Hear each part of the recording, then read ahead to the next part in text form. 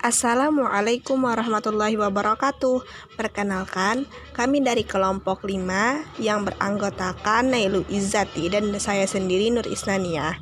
Di sini kami akan mempresentasikan hasil diskusi kami tentang program bimbingan di sekolah dan peranan guru dalam pelaksanaannya.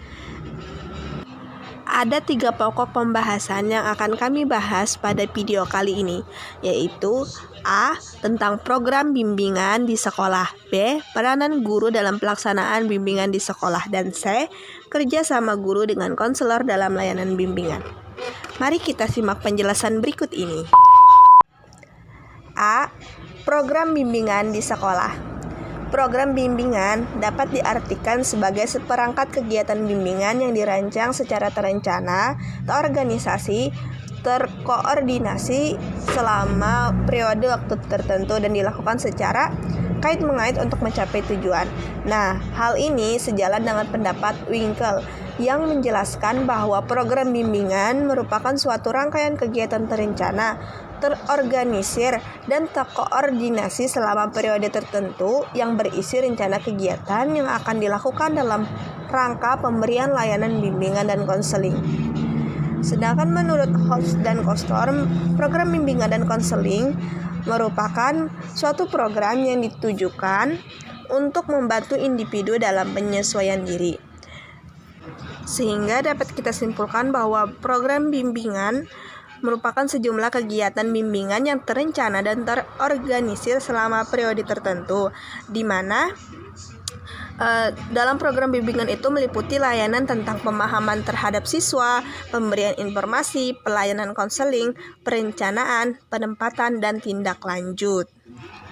Adapun langkah-langkah penyusunan program bimbingan ini secara sederhana dapat kita urutkan sebagai berikut.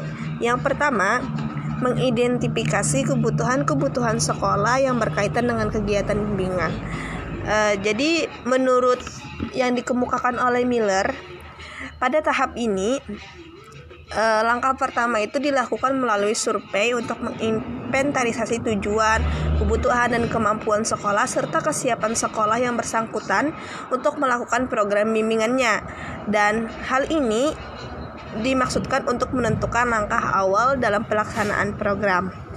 Kemudian yang kedua, setelah data terkumpul, maka perlu dilakukan penentuan urutan prioritas kegiatan yang akan dilakukan, sekaligus menyusun konsep program bimbingan yang akan dilakukan dalam kurun waktu tertentu. Yang ketiga, membahas konsep program bimbingan bersama kepala sekolah bila perlu dengan mengundang personel sekolah untuk memperoleh balikan dan arahan guna penyempurnaan program tersebut. Artinya, pada langkah ketiga ini akan diadakan pertemuan dengan kepala sekolah dan personel sekolah untuk membahas mengenai konsep program bimbingan yang akan dilaksanakan serta untuk menyamakan pemikiran tentang perlunya program bimbingan serta merumuskan arah program yang akan disusun. Selanjutnya, pada tahap keempat yaitu pelaksanaan program yang telah dirancanakan. Lalu yang kelima, setelah program dilaksanakan, maka kita perlu melakukan yang namanya evaluasi, di mana dari hasil evaluasi program tersebut kemudian akan dilakukan penyempurnaan atau revisi untuk program berikutnya. Selanjutnya, variasi program bimbingan menurut jenjang pendidikan. Nah, seperti yang kita ketahui, layanan bimbingan dan konseling di sekolah seharusnya dilaksanakan secara terus-menerus dan dimulai dari jenjang pendidikan terendah hingga jenjang pendidikan terakhir. Artinya, program bimbingan layanan konseling ini dimulai dari jenjang pendidikan paling rendah, misalnya itu TK, sampai jenjang pendidikan yang tertinggi yaitu perguruan tinggi, yang disesuaikan dengan kebutuhan dan perkembangan anak di setiap jenjang pendidikannya. Seperti yang disebutkan Winkel, mengenai hal-hal yang perlu diperhatikan dalam menyusun program bimbingan di tingkat pendidikan tertentu, yaitu yang pertama, menyusun tujuan jenjang pendidikan tertentu. Yang kedua, menyusun tugas-tugas perkembangan dan kebutuhan peserta didik. Yang ketiga, menentukan komponen-komponen bimbingan yang diprioritaskan. Yang keempat, menentukan bentuk bimbingan yang sebaiknya diutamakan. Yang kelima, menentukan tenaga-tenaga bimbingan yang dapat dimanfaatkan seperti konselor dan guru. Nah, sehingga dapat dikatakan bahwa program bimbingan di sekolah hendaknya disesuaikan dengan keadaan peserta didik yang akan dilayani tersebut. Adapun variasi program bimbingan menurut jenjang pendidikannya, yaitu yang pertama, pendidikan taman kanak-kanak. Meskipun taman kanak-kanak belum termasuk jenjang pendidikan formal, namun para tenaga pendidiknya juga dituntut untuk memberikan layanan bimbingan, yang mana layanan bimbingan tersebut dilakukan untuk membantu anak agar lebih mengenal dirinya, kemampuannya, sifatnya, kebiasaan, dan kesenangannya. Layanan bimbingan tersebut juga dilakukan untuk mengembangkan potensi yang dimiliki anak serta mengatasi kesulitan-kesulitan yang dihadapi oleh anak tersebut. Nah, layanan bimbingan yang diberikan hendaknya ditekankan pada hal-hal berikut ini. Yang pertama, bimbingan yang berkaitan dengan kemandirian dan keharmonisan dalam menjalin hubungan sosial dengan teman-teman sebayanya. Yang kedua, bimbingan pribadi seperti pemupukan disiplin diri dan memahami perintah. Dan yang ketiga, pemberian layanan bimbingan untuk anak TK perlu dilakukan untuk memenuhi kebutuhan psikologis, seperti pemberian kasih sayang dan perasaan aman. Kemudian yang kedua, program bimbingan di sekolah dasar. Nah, program bimbingan untuk siswa sekolah dasar lebih ditekankan pada usaha pencapaian tugas-tugas perkembangan anak-anak usia sekolah dasar. Misalnya nih, mengatur kegiatan-kegiatan belajarnya dengan bertanggung jawab. Nah, hal ini mengacu pada tujuan umum SD, yaitu memiliki sifat-sifat dasar sebagai warga negara yang baik, memiliki pengetahuan, keterampilan, dan sikap dasar yang diperlukan untuk melanjutkan pelajaran, bekerja di masyarakat, dan mengembangkan diri sesuai dengan asas pendidikan seumur hidup. Dengan demikian, arah penyusunan program bimbingan di sekolah dasar ini tidak terlepas dari usaha pencapaian tugas-tugas perkembangan anak-anak di usia sekolah dasar. Dan layanan bantuan atau layanan bimbingan akan lebih banyak menggunakan jenis bimbingan kelompok, di mana yang memegang kunci dalam kegiatan bimbingan kelompok tersebut adalah guru kelasnya. Selanjutnya, ada program bimbingan di sekolah lanjutan tingkat pertama. Nah, jika di sekolah dasar pada umumnya diasuh oleh guru kelas, maka beda lagi dengan SLTP, di mana mereka itu diasuh oleh guru bidang studi. Sehingga para siswa menengah dituntut untuk dapat menyesuaikan diri dengan guru yang bervariasi dan lebih mandiri khususnya dalam belajar. Dan secara garis besarnya, program bimbingan di sekolah lanjutan tingkat pertama ini hendaknya berorientasi pada hal-hal berikut ini. Yang pertama, bimbingan belajar. Karena cara belajarnya berbeda dengan SD, ya karena itu tadi, jika di SD kita hanya diajar dan diasuh istilahnya oleh guru kelas, sedangkan di SMP ada banyak guru di setiap bidang studinya. Jadi untuk anak-anak di tingkat sekolah lanjut tingkat pertama ini perlu mendapatkan bimbingan belajar. Yang selanjutnya, yang kedua, yaitu bimbingan tentang muda-mudi. Karena pada usia ini menurut Winkel, siswa menerima perannya sebagai pria dan wanita, sehingga memerlukan bimbingan mengenai hubungan dengan lawan jenis. Ya, karena anak-anak usia SMP ini biasanya sudah mulai mengenal lawan jenisnya dan mulai tertarik dengan lawan jenis. Yang selanjutnya, pada usia ini mereka juga mulai membentuk kelompok sebaya, sehingga diperlukan program bimbingan yang hendaknya juga menangani masalah yang berkaitan dengan hubungan sosial. Yang keempat, bimbingan yang berorientasi pada tugas-tugas perkembangan anak usia 12 sampai 15 tahun, yaitu tugas-tugas perkembangan pada masa awal remaja. Di antaranya mampu menerima keadaan fisiknya, mampu menerima dan memahami perannya sebagai seorang pria ataupun wanita, mampu membina hubungan baik dengan anggota kelompok yang berlainan jenis, mencapai kemandirian emosional, dan lain sebagainya. Kemudian yang kelima adalah bimbingan karir, baik yang menyangkut pemahaman tentang dunia pendidikan ataupun pekerjaan. Selanjutnya, ada program bimbingan di sekolah lanjutan tingkat atas, di mana program bimbingan di SLTA ini hendaknya lebih lengkap dan luas cakupannya. Karena pada jenjang ini, siswa berada dalam masa remaja, yaitu masa transisi yang berusaha mencari identitas diri dengan berbagai cara dan gayanya. Dan mereka juga dituntut untuk dapat mencapai tugas-tugas perkembangannya yang menurut Cole itu bertujuan untuk mencapai kematangan emosional, kematangan sosial, kebebasan diri dari kontrol orang tua, kematangan intelektual, dan dalam pemilihan kerja. Karena itu, hendaknya bimbingan di SLTA ini berorientasi pada hubungan sosial termasuk dengan lawan jenis, pemberian informasi pendidikan dan jabatan, serta bimbingan cara belajar. Kemudian, masuk pada program bimbingan di perguruan tinggi. Nah, pada usia ini, mahasiswa sudah memasuki yang namanya usia dewasa, sehingga tugas-tugas perkembangan lebih menuntut mereka untuk lebih mandiri dan berdisiplin diri. Mereka hendaknya mampu mengembangkan kepribadiannya sesuai dengan potensi yang dimiliki dan mampu merencanakan masa depannya. Pola berpikir mahasiswa yang sudah lebih matang mampu membantunya untuk memecahkan berbagai permasalahan. Oleh karena itu, agar program bimbingan di perguruan tinggi ini dapat efektif dan efisien dalam membantu siswa mengatasi masalah-masalah tersebut, maka layanan bimbingan haruslah berorientasi pada hal berikut. Yang pertama, bimbingan belajar di perguruan tinggi atau bimbingan yang bersifat akademik.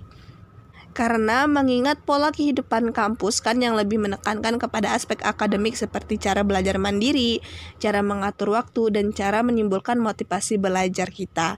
Dan yang kedua, bimbingan yang berhubungan dengan hubungan sosial dan hubungan dengan lawan jenis.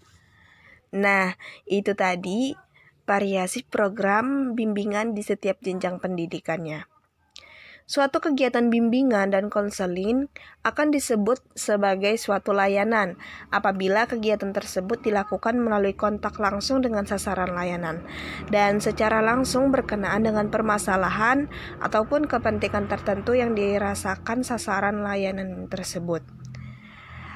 Adapun jenis-jenis layanan bimbingan konseling diantaranya yang pertama, layanan orientasi, yaitu layanan yang diberikan kepada peserta didik untuk membantu mereka memahami lingkungan baru, terutama dalam memahami lingkungan sekolah dan objek-objek yang dipelajari untuk menyesuaikan diri serta mempermudahnya dalam proses pendidikan, serta mempermudah dan memperlancar peserta didik di lingkungan yang baru.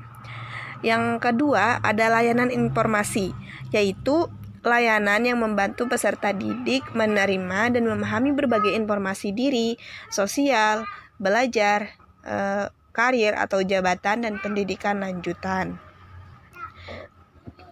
Selanjutnya yang ketiga ada layanan penempatan dan penyaluran, yaitu layanan yang membantu peserta didik memperoleh penempatan dan penyaluran yang tepat di dalam kelas, kelompok belajar, jurusan atau program studi, program latihan, magang, dan kegiatan ekstrakurikuler, sehingga siswa dapat ditempatkan di tempat yang sesuai dengan bakat, potensi, dan minatnya.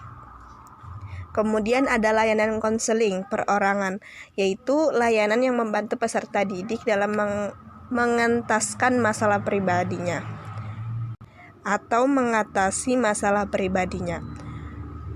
Selanjutnya ada layanan kelompok, yaitu layanan yang membantu peserta didik dalam pengembangan pribadi, kemampuan hubungan sosial, kegiatan belajar, karir atau jabatan, dan pengambilan keputusan, serta melakukan kegiatan tertentu melalui dinamika kelompok.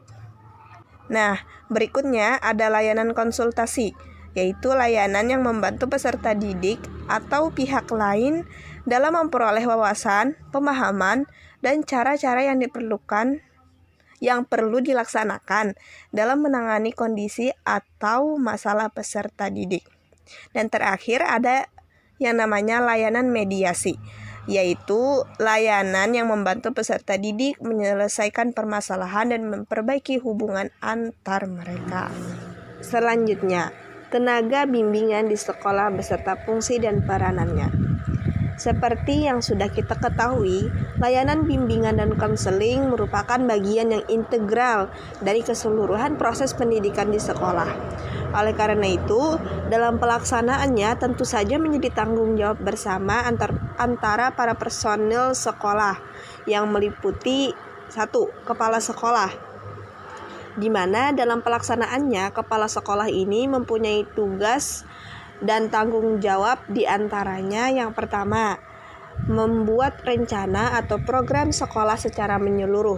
Yang kedua, mendelegasikan tanggung jawab tertentu dalam pelaksanaan bimbingan dan penyuluhan. Yang ketiga, mengawasi pelaksanaan program. Yang keempat, melengkapi dan menyediakan kebutuhan fasilitas bimbingan dan penyuluhan. Kelima, mempertanggungjawabkan program tersebut baik ke dalam sekolah maupun keluar atau masyarakat. Yang keenam, mengadakan hubungan dengan lembaga-lembaga di luar sekolah dalam rangka kerjasama pelaksanaan bimbingan. Yang ketujuh, mengkoordinasikan kegiatan bimbingan dengan kegiatan lainnya. Yang kedua, ada penyuluh pendidikan atau konselor sekolah, di mana konselor sekolah ini merupakan sebutan untuk guru yang mempunyai tugas khusus dalam proses bimbingan dan konseling. Adapun peran konselor sekolah ini dalam kegiatan program bimbingan dan konseling di sekolah, di antaranya itu yang pertama, menyusun program bimbingan dan konseling bersama kepala sekolah. Yang kedua, merencanakan program bimbingan dan melaksanakan persiapan kegiatan bimbingan. Yang ketiga, bertanggung jawab terhadap jalannya program. Keempat, melaksanakan layanan bimbingan terhadap siswa yang menjadi tanggung jawabnya, baik berupa bimbingan kelompok maupun individu. Yang kelima, konselor bersama guru membantu siswa memilih pengalaman atau kegiatan kurikuler yang sesuai dengan minat, sifat, bakat, dan kebutuhannya. Keenam, mengadakan konsultasi dengan orang tua siswa dan mengadakan kunjungan rumah atau home visit. Ketujuh, membantu guru menyusun dan membuat penyesuaian metode mengajar yang sesuai dan dapat memenuhi sifat masalah siswa. Yang kedelapan, menyelesaikan pembicaraan kasus dan melakukan alih tangan masalah siswa kepada lembaga atau ahli yang berwenang. Selanjutnya, yang ketiga ada guru pembimbing atau wali kelas, di mana wali kelas ini merupakan personel sekolah yang bertugas untuk menangani masalah yang dialami siswa yang diminanya dan membimbing siswa dalam mewujudkan disiplin kelas, serta menjadi motivator dalam membangkitkan minat siswa untuk berprestasi di sekolah. Nah, berkenaan dengan kegiatan bimbingan dan konseling di sekolah, maka wali kelas memiliki peran dan tanggung jawab. Di antaranya, yang pertama, mengumpulkan data dengan siswa. Maksudnya, mengumpulkan data tentang siswa. Yang kedua, meneliti kemajuan dan perkembangan siswa, baik akademik, sosial, dan pribadinya. Yang ketiga, mengawasi dan mengobservasi kegiatan siswa. Yang keempat, memantau hubungan sosial siswa dari berbagai segi. Yang kelima, bekerja sama dengan konselor dalam membuat sosiometri dan sosiogram. Apa itu sosiometri dan sosiogram? Nah, sosiometri ini adalah teknik untuk mengumpulkan data tentang hubungan sosial dan tingkah laku sosial siswa. yang mana melalui sosiometri ini kita dapat memperoleh data tentang hubungan antar individu, struktur, dan arah hubungan sosial siswa tersebut. Kemudian gambaran dari hubungan sosial yang diperoleh dari sosiometri ini itulah yang nantinya disebut dengan sosiogram. Selanjutnya yang keenam, mengidentifikasi siswa yang memerlukan bantuan.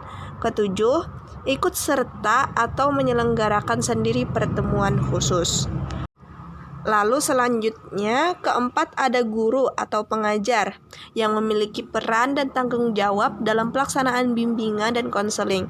Karena mengingat guru memiliki kesempatan bertatap muka yang lebih banyak dengan siswa dibandingkan konselor. Nah, adapun tugas dan tanggung jawab guru dalam proses program bimbingan di sekolah ini, diantaranya yang pertama, memberikan informasi tentang siswa kepada staf bimbingan dan konseling. Yang mana aja nih siswa yang memiliki atau sedang terkena masalah atau memiliki kendala-kendala. Kemudian yang kedua, berpartisipasi dalam pertemuan kasus. 3. Memberikan informasi kepada siswa. Yang keempat, meneliti kesulitan dan kemajuan siswa serta membantu memecahkan masalah siswa. Yang kelima, menilai hasil kemajuan belajar siswa. Keenam, bekerja sama dengan konselor mengumpulkan data siswa dalam usaha untuk mengidentifikasi masalah yang dihadapi siswa. 7. Membantu memecahkan masalah siswa. 8. Mengirimkan masalah siswa yang tidak dapat diselesaikan kepada konselor. Yang ke-9, mengidentifikasi, menyalurkan, dan membina bakat yang dimiliki siswa. Selanjutnya yang terakhir ada petugas administrasi yang memiliki tugas dan tanggung jawab dalam program bimbingan di sekolah, yang diantaranya yaitu yang pertama, mengisi kartu pribadi siswa. Kedua, menyimpan data-data dan catatan siswa. Yang ketiga, menyelesaikan laporan dan pengumpulan data siswa. Keempat, mengirim dan menerima surat panggilan dan pemberitahuan. Yang kelima, menyiapkan alat-alat atau pengumpulan data tentang siswa seperti angket, observasi, wawancara, riwayat hidup, sosiometri dan sosiogram, kunjungan rumah, panggilan orang tua, pemeriksaan kesehatan, dan psikologi. Selanjutnya ada mekanisme implementasi program bimbingan dan konseling di sekolah. Secara idealnya, mekanisme kerja administrasi, bimbingan, dan konseling di sekolah itu diantaranya yang pertama, di awal memasuki sekolah biasanya akan dilakukan pencatatan data pribadi siswa dengan menyebar angket. Kemudian hasil data yang diperoleh dari angket tersebut akan dihimpun dalam satu berkas atau map maupun buku pribadi untuk masing-masing siswa secara teratur dan sistematis. Selanjutnya, yang kedua, guru bidang studi akan membuat catatan kejadian tentang tingkah laku siswa di dalam kelas selama proses belajar mengajar berlangsung, dan catatan tersebut nantinya akan dihimpun menjadi catatan mingguan dan akan disampaikan kepada wali kelas siswa bersangkutan tersebut. Kemudian yang ketiga, catatan kejadian siswa yang dibuat oleh guru bidang studi tadi dan telah disampaikan kepada wali kelas kemudian diteruskan ke konselor, di mana catatan kejadian siswa serta buku pribadi siswa kemudian akan dipelajari oleh konselor atau koordinator bimbingan. Dan materi-materi yang dipelajari oleh konselor ini nantinya disebut dengan studi kasus. Dan jika masalah yang dihadapi siswa itu cukup serius dan mendesak, maka siswa bersangkutan akan dipanggil oleh konselor. Jika proses konseling belum memadai, maka akan diselenggarakan yang namanya konferensi kasus, yang mana harus diketahui dan diikuti oleh kepala sekolah. Sebelumnya sudah dikatakan bahwa salah satu peran dan tanggung jawab guru pembimbing atau wali kelas itu adalah bekerja sama dengan konselor dalam membuat sosiometri dan sosiogram. Nah, hasil sosiometri berupa sosiogram itu yang telah diselenggarakan oleh wali kelas tersebut nantinya akan dimasukkan ke dalam buku pribadi siswa sebagai bahan studi kasus. Nah, selanjutnya yang kelima, hasil wawancara, daftar presensi, daftar nilai rapor yang diselenggarakan oleh wali kelas akan dimasukkan dalam kartu pribadi siswa. Sedangkan hasil kunjungan rumah atau home visit yang diselenggarakan oleh wali kelas akan disampaikan kepada konselor untuk dipakai sebagai bahan dalam rapat dengan kepala sekolah. Kemudian oleh koordinator bimbingan dan konseling dihimpun dalam catatan kasus pribadi siswa. Lalu nantinya konselor sekolah akan membuat laporan bulanan. Data-data informasi yang berasal dari berbagai sumber yang telah didapat dan telah dikumpulkan dalam buku pribadi, map pribadi atau cumulative record hendaknya diperiksa oleh kepala sekolah sehingga terwujudlah suatu bentuk kerjasama antara semua staf dalam mempelajari yang namanya buku pribadi siswa serta menemukan dan memecahkan berbagai masalah dan kasus yang dihadapi oleh para siswa.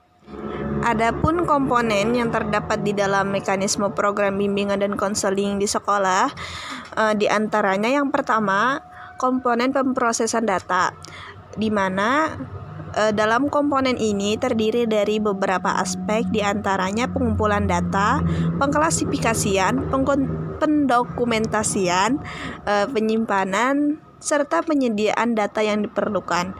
Yang mana data yang perlu diproses tersebut merupakan data yang berhubungan dengan keadaan siswa di sekolah. Selanjutnya, ada komponen kegiatan pemberian informasi yang meliputi 1. Pemberian orientasi kehidupan sekolah kepada siswa baru agar para siswa dapat dengan mudah beradaptasi dengan lingkungan sekolah yang baru. Yang kedua, pemberian informasi tentang program studi kepada siswa yang dianggap memerlukan. Ketiga, pemberian informasi jabatan kepada siswa. Dan yang keempat, ada pemberian informasi pendidikan lanjutan. Yang mana pemberian informasi jabatan dan pendidikan lanjutan ini biasanya diberikan kepada para siswa kelas akhir. Kemudian yang ketiga, ada komponen kegiatan konseling, di mana konseling sendiri diberikan kepada siswa yang mengalami masalah yang sifatnya lebih pribadi. Dan jika ada masalah yang tidak bisa diselesaikan petugas dan konselor, maka masalah tersebut nanti akan dialih tangankan. Yang keempat, ada komponen pelaksana, di mana pelaksana kegiatan ini merupakan konselor sekolah bersama guru bidang studi juga kepala sekolah yang memiliki fungsi dan perannya masing-masing dalam proses ataupun program bimbingan dan konseling di sekolah. Yang kelima, ada komponen metode atau alat, di mana alat yang dipakai untuk melaksanakan kegiatan yang telah direncanakan dapat berupa tes psikologis, tes hasil belajar, dokumen, angket, kartu pribadi, brosur, dan sebagainya, yang sesuai dengan jenis kegiatan yang akan dikumpulkan atau dilakukan. Yang keenam, ada komponen waktu kegiatan, di mana jadwal kegiatan layanan dapat dilakukan pada awal tahun ajaran secara periodik bila perlu akhir masa sekolah atau waktu lain tergantung jenis kegiatan yang akan dilakukan. Dan terakhir ada yang namanya komponen sumber data, di mana data yang diperoleh merupakan data yang didapat dari siswa bersangkutan atau guru, orang tua, teman-teman sekolahnya, dan lainnya, tergantung jenis data yang diperlukan. Nah, itu tadi penjelasan tentang program bimbingan di sekolah.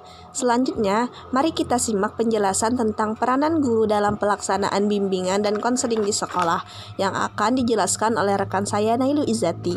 Terima kasih.